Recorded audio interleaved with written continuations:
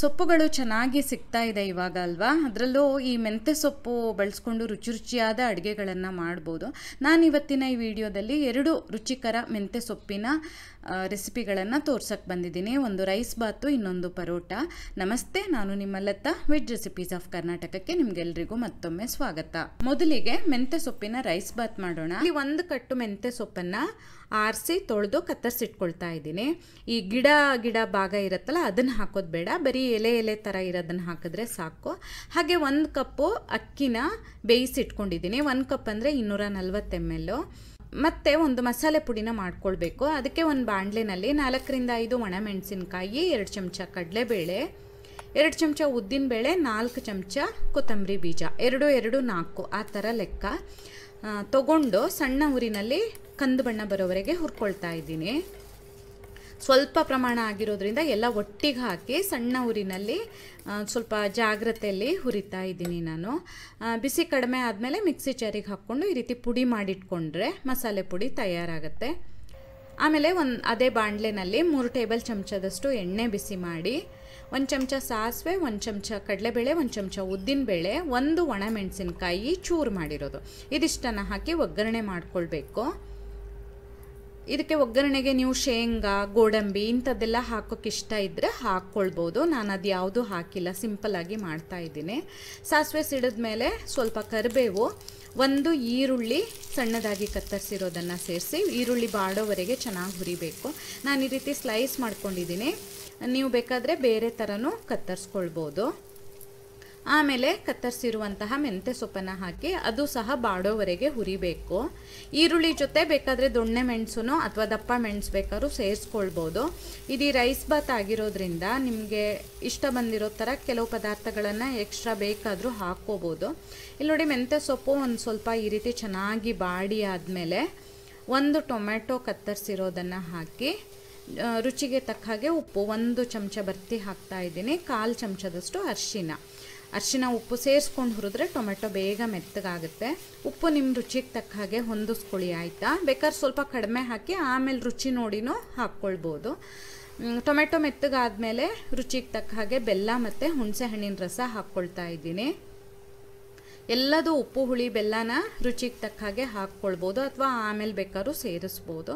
ಎಲ್ಲ ಒಟ್ಟಿಗೆ ಚೆನ್ನಾಗಿ ಕುದಿಯೋಕ್ಕೆ ಶುರುವಾದ ಕೂಡಲೇ ಪುಡಿ ಮಾಡಿಟ್ಕೊಂಡಿದ್ವಲ್ಲ ಅದನ್ನು ಸೇರಿಸಿ 1/4 ಕಪ್ಪಷ್ಟು ಹಸಿ ತೆಂಗಿನ ತುರಿನ ಹಾಕ್ಕೊಳ್ತಾ ಇದ್ದೀನಿ. ಈಗ ಇದನ್ನು ಚೆನ್ನಾಗಿ ಮಗ್ಚಿಬಿಟ್ಟು ಆಮೇಲೆ ಅನ್ನನ ಸೇರಿಸೋದು. ನೀವು ಅನ್ನ ಸೇರಿಸ್ದೇ ಹಾಗೆ ಇದನ್ನು ಮೆಂತ್ಯ ಸೊಪ್ಪಿನ ಗೊಜ್ಜು ಥರನೂ ಮಾಡಿಟ್ಕೊಳ್ಬೋದು. ಇದು ತುಂಬ ಅಂದರೆ ತುಂಬ ರುಚಿಯಾಗಿರುತ್ತೆ.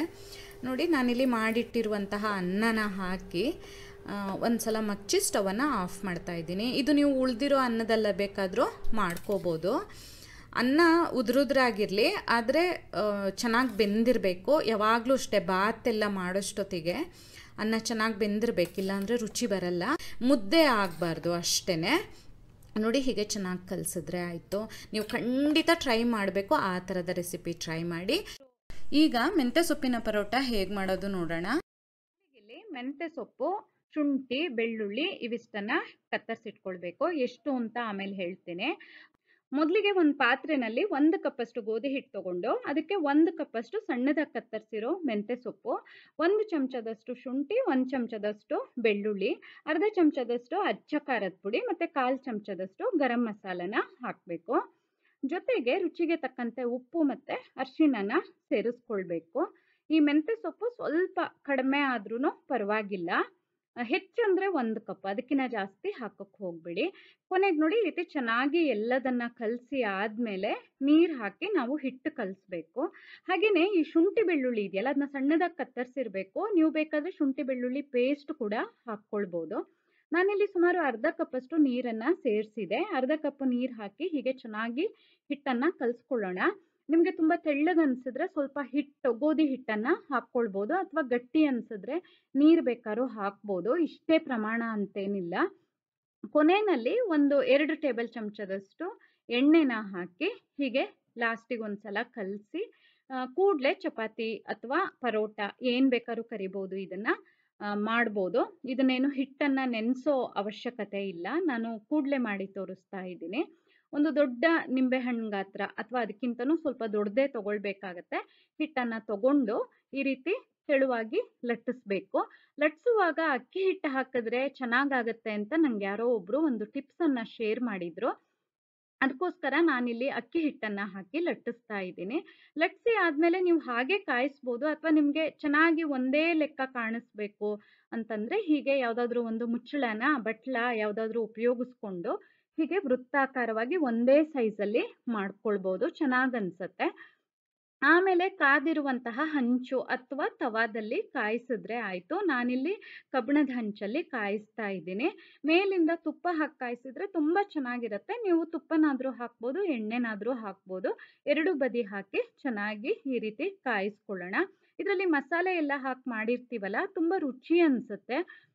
ಮಕ್ಕಳು ತುಂಬ ಇಷ್ಟಪಟ್ಟು ತಿಂತಾರೆ. ಇದಕ್ಕೆ ಯಾವುದೇ ಸಪ್ರೇಟಾಗಿ ಕರಿ ಆಗಲಿ ಪಲ್ಯ ಆಗಲಿ ಬೇಕಾಗೋದಿಲ್ಲ.